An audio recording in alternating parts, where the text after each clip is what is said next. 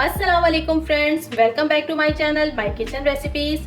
आज मैं बना रही हूँ मज़ेदार सी हैदराबादी कड़ी पकोड़ा, जो चटपटी भी बनेगी, खूब खट्टी सी बनाएंगे। और कड़ी तो वैसे ही सबको बहुत पसंद होती है, लेकिन जब ये बहुत मज़ेदार सी बनी हो है तो फिर तो क्या ही बात है। तो आइए इसे बनाना शुरू करते हैं। यहाँ पे सबसे पहले मैंने बेसन लिया है, बेसन को मैंने छान लिया है और 3 खाने के चम्मच भरकर बेसन लिया है। बेसन के अंदर अब मैं ऐड कर रही हूँ दही। ये 1 पाव दही है और खट्टी दही है ये, ठीक है। आप चाहे तो छाछ में भी बना सकते हैं इसको। और दही अगर 1-2 दिन पुराना हो ना तब ये ज़्यादा अच्छी बनती है, क्योंकि रखे हुए खट्टा हो जाता है ना। दही जो है बेसन के अंदर चली गई है और अब हमें इन दोनों को बहुत अच्छे तरीके से मिक्स करना है कि दही में भी गुठलियाँ ना रहें और बेसन में भी गुठलियाँ ना रहें, क्योंकि अगर इनमें से गुठलियाँ रह गई ना तो फिर दही कड़ी हमारी ख़राब हो जाएगी, ठीक है। चलिए इसको अच्छे तरीके से बीट करते हैं और इस स्टेज पे हमें पानी वगैरह कुछ भी शामिल नहीं करना, बस इसे अच्छे से मिक्स करना है।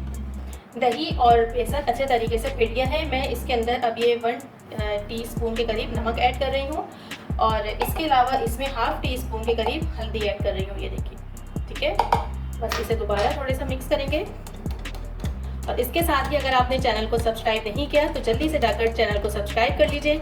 वीडियो पसंद आए तो लाइक ज़रूर कीजिएगा, फैमिली में शेयर भी कर दीजिएगा और मुझे कमेंट करके ज़रूर बताया कीजिए कि आपको रेसिपीज़ कैसी लगती हैं और कोई फरमाइश आप लोगों की तो वो भी मुझे बता दिया कीजिए कमेंट बॉक्स में। Thank you. चलिए इसको मिक्स कर लिया हमने अच्छे तरीके से। अब इसमें जाएगा पानी इसमें ढेर सारा जाता है, बहुत सारा पानी जाता है कढ़ी में। पानी हमें इसमें थोड़ा थोड़ा करके ऐड करना है, एकदम से नहीं डालना वरना गुठलियाँ सी बन सकती हैं, कुछ भी हो सकता है। इससे थोड़ा सा डालें, उसे मिक्स करें। अब थोड़ा पानी और डालेंगे इसके अंदर और बस इसी तरह पानी डाल के इसे मिक्स करते रहेंगे। चलिए बस इसको मिक्स करके मैं एक तरफ रख रही हूँ और अब चलते हैं दूसरे स्टेप की तरफ।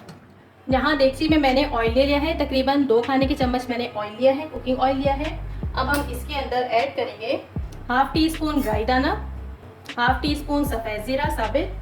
इसके अलावा मैं 1 चुटकी इसके अंदर हींग डाल रही हूँ। हींग बहुत ज़रूरी है क्योंकि बेसन का हम आइटम बना रहे हैं।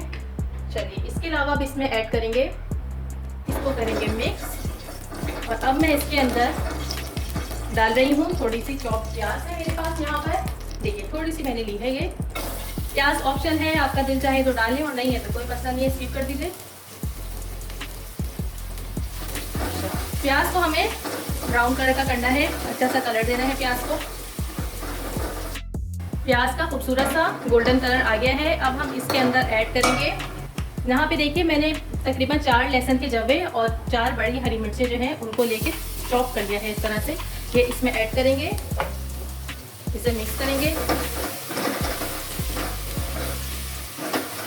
इसमें मैं 1/4 टीस्पून से भी कम जो है हल्दी पाउडर ऐड कर रही हूँ। इसके अलावा यहाँ मैं इसमें 1/4 टीस्पून जीरा पाउडर ऐड कर रही हूँ, बस। इसके अलावा और कोई से मसाले हम इस्तेमाल नहीं करेंगे। इसे मिक्स करेंगे और अब जो हमने अपना दही और बेसन का घोल बनाया था वो इसमें डालेंगे। अच्छा, इस घोल को डालने से पहले आपने मिक्स कर लेना है क्योंकि बेसन जो है वो नीचे बैठ जाता है, ठीक है। इस तरह से मिक्स करते करते आपने इसके अंदर बिस्मिल्लाहिर्रहमानिर्रहीम डाल देना है।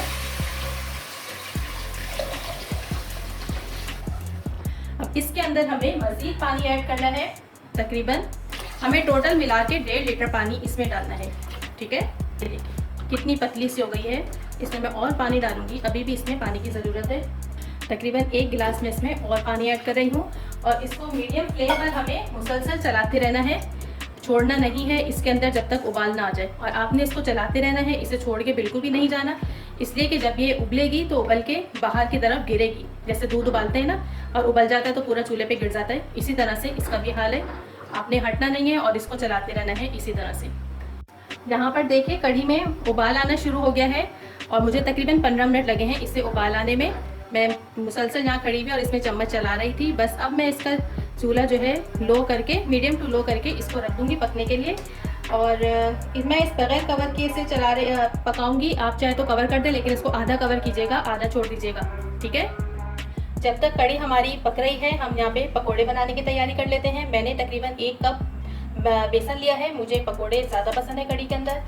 इसके अंदर अब हम ऐड करेंगे नमक, तकरीबन 1/2 टीस्पून, थोड़ी सी हल्दी और यहाँ पे मेरे पास कुटा हुआ साबित धनिया है, ये इसमें जाएगा। बस इसमें वही लवाजमात जाएंगे जो हम इसमें इस्तेमाल करते हैं, जो आम पकोड़े बनाने के लिए यूज़ करते हैं ना, बस वही चीज़ें मैं इसमें ऐड कर रही हूँ। साबित सफ़ेद ज़ीरा जाएगा इसके अंदर, इसके अलावा मैं यहाँ देखिए थोड़ी सी मेरे पास अजवाइन है, इसको इस तरह से क्रश करके इसमें डाल देंगे, मिक्स करेंगे इसे। अच्छा, मैं इसमें पिसी हुई लाल मिर्च नहीं ऐड कर रही, मैं इसमें हरी मिर्चें डालूंगी। और हरी मिर्चें वैसे भी मैंने इसमें कढ़ी के अंदर काफ़ी सारी ठीक ठाक डाल दी थी। चलिए अब इसको मिक्स करते हैं, पानी से इसका घोल बनाते हैं। मैं इसे हाथ से घोलूँगी क्योंकि हाथ से बहुत अच्छे तरीके से घुलता है बेसन।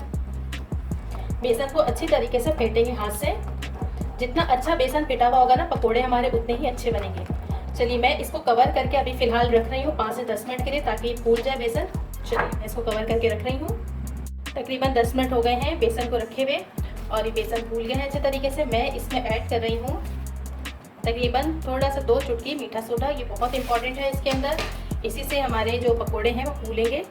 इसको मिक्स करेंगे अच्छे तरीके से इसके अंदर। ये थोड़ा सा गाढ़ा हो गया है। चलिए अब मैं इसके अंदर ऐड कर रही हूँ, यहाँ पर ये देखिए प्याज है मीडियम साइज़ की और हरा धनिया है, 1 हरी मिर्च ली है। पकोड़ा आपने अपनी मर्ज़ी से बनाने हैं, जो आप चीज़ें ऐड करते हैं इसके अंदर वही चीज़ें आपने इसमें डालनी है। चलिए इसमें डाल के अच्छे तरीके से इसको मिक्स करूँगी। हाँ तकरीबन गर्म हो गया है। बस अब इसके अंदर हम पकोड़े डालेंगे। पकोड़े हमें थोड़े थोड़े छोटे छोटे से डालते हैं क्योंकि वो ऑलरेडी फूलेंगे और फिर कढ़ी के अंदर जाके भी फूलेंगे। दूसरे चूल्हे पे मैंने कढ़ी को चढ़ाया हुआ है। चलिए अब जल्दी जल्दी से हम सारे पकोड़े डाल के फ्राई करते हैं। यहाँ पर पकोड़े ऑलमोस्ट तैयार हैं। देखिए कितना अच्छा सा इसमें कलर आया है। बहुत ज़्यादा डार्क कलर हमें नहीं करना इसका, वरना ये अजीब से लगेंगे। ठीक है, बस अब मैं इनको निकालूंगी। देखिए कितने अच्छे लग रहे हैं हमारे पकोड़े। इसी तरह मैं सारे फ्राई करके फिर आपको दिखाती हूँ। कढ़ी को देखिए, कढ़ी पक के तैयार हो गई है और मैंने कढ़ी को चूल्हे से उतार के नीचे रख लिया है। अब हम इसके अंदर पकोड़े शामिल करेंगे। ये थोड़े से पकोड़े मैंने लेके बचा लिए।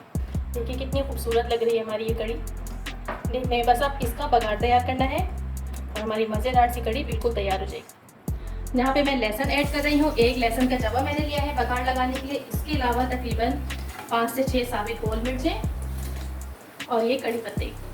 इसे फ्राई करेंगे अच्छे से और खूबसूरत सा कलर हो जाएगा। फिर हम अपने कड़ी में इसका बघार लगाएंगे और लास्ट में मैं इसके अंदर थोड़ी सी 1 चुटकी पिसी हुई लाल मिर्चें भी डालूंगी कलर के लिए। ये देखिए थोड़ी सी पिसी हुई लाल मिर्चें, ताकि इसमें कलर अच्छा सा आ जाए। चलाएंगे इसे और ये हमने अपनी कढ़ी में लगा दिया है बघार। थोड़ा सा हरा धनिया डालेंगे खूबसूरती के लिए और यहाँ पे कढ़ी हमारी बिल्कुल रेडी हो गई है। आपने रेसिपी को ज़रूर ट्राई करना है और मुझे बताना है कि आपको रेसिपी कैसी लगी। वीडियो पसंद आए तो लाइक ज़रूर कीजिएगा। अल्लाह हाफिज़।